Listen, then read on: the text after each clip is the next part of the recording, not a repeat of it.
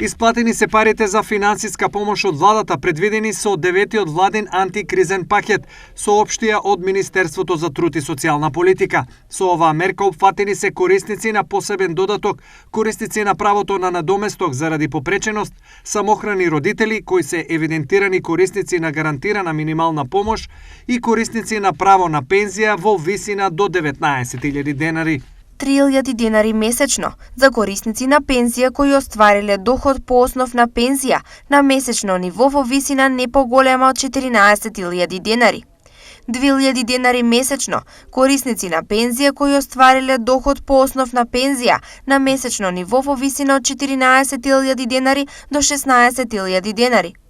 1.500 денари месечно за корисници на пензија кои оствариле доход по основ на пензија на месечно ниво во висина од 16.001 до 19.000 денари.